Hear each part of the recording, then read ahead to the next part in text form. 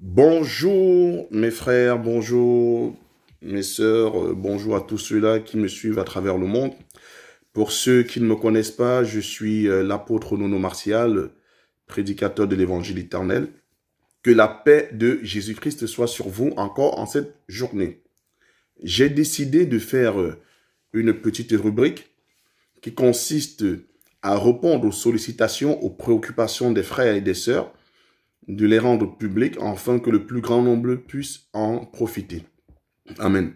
Donc, je suis souvent très sollicité pour avoir ma réaction sur certains enseignements et je voudrais, par la grâce de Dieu, que ces enseignements, que ces réponses également suscitent non seulement d'autres interrogations, mais que le peuple également soit béni à la suite de ces enseignements-là. Donc aujourd'hui, je voudrais partager avec vous une préoccupation que j'ai reçue sur l'enseignement du docteur Abdul Majid, célèbre prédicateur musulman. Donc, lors de la Dawa, il a expliqué sur la prophétie de Daniel 2 que la pierre qui est quittée sans le secours d'aucune main pour venir détruire le 4e royaume, l'Empire romain, que ce royaume-là serait le royaume islamique. Donc, voilà. Et non Jésus-Christ. Nous allons donc examiner les Écritures pour savoir qui est de Abdul Majid et de la Bible a raison. Amen. Donc, je voudrais aussi assez rapidement vous dire, quelles que soient vos préoccupations, ramenez-les, on va les traiter par la grâce de Dieu et on va essayer de vous apporter des éléments de réponse. Je voudrais dire ceci rapidement. Je ne suis pas un spécialiste du Coran. Je suis un spécialiste de la parole de Dieu.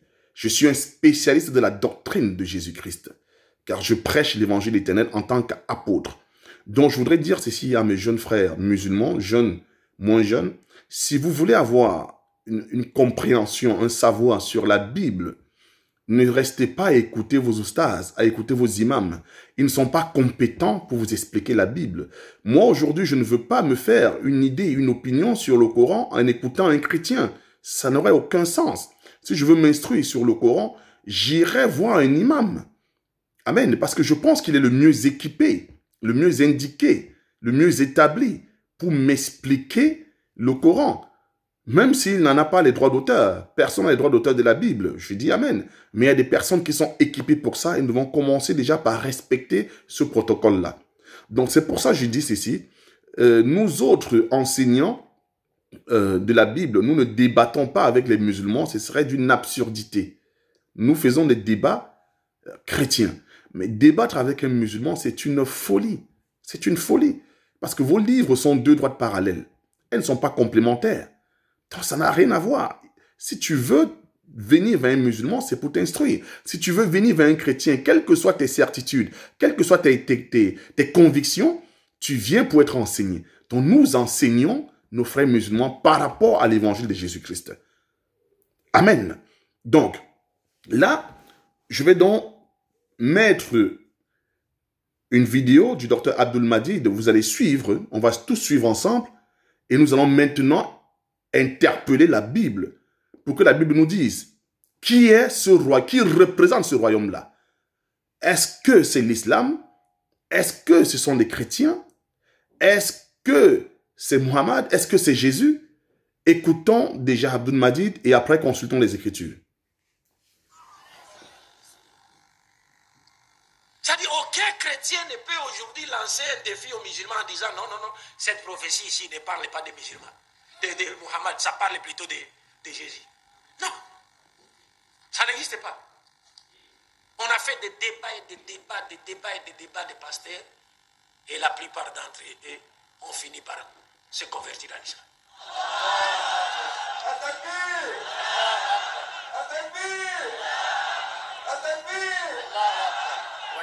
Et on vous donne un autre indice, une autre indication. On vous dit quoi? On vous dit le royaume de Dieu symbolisé par la pierre. C'est ce royaume-là qui détruira le 4e royaume. Symbolisé dans la première prophétie par les jambes de fer et dans la seconde prophétie par la bête, le monstre qui avait des dents de fer.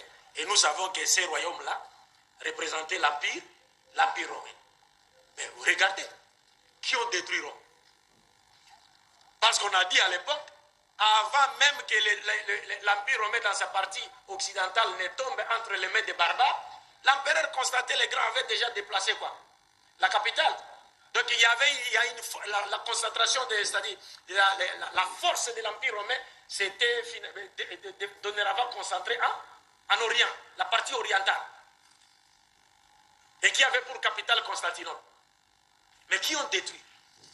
Mais ce sont les musulmans. Ce sont les musulmans qui sont... Non seulement les musulmans... Merci. Bien-aimés, vous avez compris. Le docteur Abdul Majid dit que ce sont des musulmans, c'est l'islam qui a détruit l'Empire romain. Ok. Bon, écoutez. Pour ne pas être hors sujet, parce que le débat, il est technique et stratégique. Donc, il faut savoir débattre. Je ne vais pas être hors sujet. Je vais régler ce souci en moins de 5 minutes, par la grâce de Dieu. Quand le docteur Abdul Majid parle de la pierre, vous avez compris, il a dit le royaume qui est symbolisé par la pierre. Donc c'est un royaume. C'est une puissance. Cette pierre symbolisée était l'image d'un royaume. Je vais rester uniquement sur la pierre. Je ne vais pas expliquer encore les 4 royaumes, l'Empire romain. Ce n'est pas ça le débat. Le débat, c'est sur la pierre. Amen.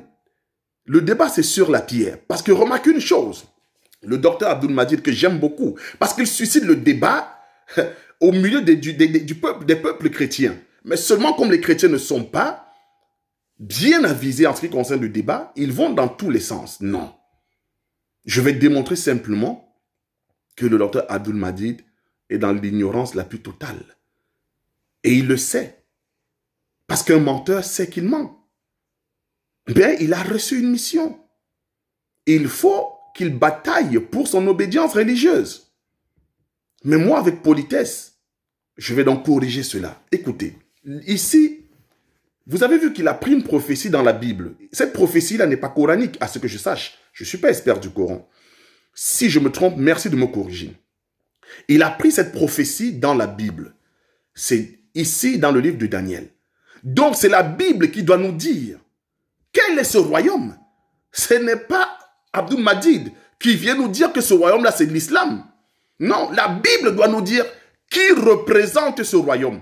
Donc, pour comprendre qui est le royaume, nous devons d'abord chercher qui est la pierre. Parce que le royaume est symbolisé par la pierre. Donc, si nous comprenons qui est la pierre, nous comprenons qui est le royaume. Et de quel royaume on parle. Amen. Bien-aimés, si c'est la pierre, nous allons voir comment cette pierre s'appelle. Remarque une chose. Quand je prends ma Bible, 1 Corinthiens 10, verset 4, la Bible déclare que le peuple juif, quand il sortait d'Égypte, buvait à un rocher. Ce rocher était Christ. Ici, la Bible déclare déjà que la pierre, c'est Christ. Alléluia. La pierre, dans la Bible, c'est Christ. Acte 4, verset 11, dit « Jésus-Christ est la pierre angulaire ». C'est clair. Ici, je ne veux pas interpréter. Je n'interprète pas encore. Je n'explique même pas. Je lis simplement l'écriture. Donc ici, la pierre, c'est Jésus-Christ dans la Bible. Donc si une pierre est venue détruire ce royaume, nous devons chercher qui correspond à la pierre. Amen. C'est Jésus-Christ dans la Bible. Quand nous prenons par exemple Psaume 118, verset 22, la Bible déclare que cette pierre-là, c'est la pierre que les hommes ont rejetée, qui est encore ici Jésus-Christ. Jésus lui-même dit dans Matthieu 16, 18, « Tu es pierre, sur cette pierre, je bâtirai mon église. » Cette pierre qui est la révélation. Donc la pierre, c'est Jésus-Christ. La révélation, c'est Jésus. C'est aussi simple que ça. Maintenant, mes frères musulmans, poliment, si vous voulez contredire ça, montrez-moi dans le Coran une écriture qui présente Muhammad comme étant la pierre. Je veux comprendre. Maintenant, si vous me la montrez, nous devons comprendre maintenant que dit le Coran par rapport à cette pierre-là. Nous allons continuer maintenant à rentrer dans les explications et dans la révélation s'il le faut. Donc pour l'instant, Abdul Majid n'a démontré avec aucune écriture coranique ni biblique que cette pierre était l'islam. Non, c'est de la spéculation, c'est du sophisme. C'est du sophisme. C'est là de présenter une fausseté qui a l'apparence de la vérité. Et vous voyez beaucoup de nos frères musulmans crient. Ils crient parce qu'ils sont dans le fanatisme. Non, quand on débat, on n'est pas dans le fanatisme, on est calme. Donc ici, la pierre, c'est Jésus-Christ. Ce n'est pas une autre personne, c'est aussi clair que ça, c'est simple. Donc vous voyez que Abdul Majid ici n'a aucun argument. La Bible déclare « Toute écriture est utile pour enseigner, pour corriger. » Donc si vous voulez me corriger, donnez-moi l'écriture. Ne venez pas avec vos pensées, ne venez pas avec vos spéculations. Vos raisonnements, c'est qui est écrit. La Bible présente Jésus-Christ comme étant la pierre. Donc si la pierre symbolise un royaume, c'est le royaume de Jésus-Christ. Alléluia. C'est aussi simple que ça. C'est ça, voilà. Nous sommes apôtres. Donc quand nous parlons, tu viens avec l'écriture, on va te corriger par la grâce de Dieu simplement. Je salue tous nos frères musulmans. Que Dieu vous accorde la grâce. Venez humblement. Si c'est par rapport à la Bible, on va vous enseigner. Que Dieu soit béni.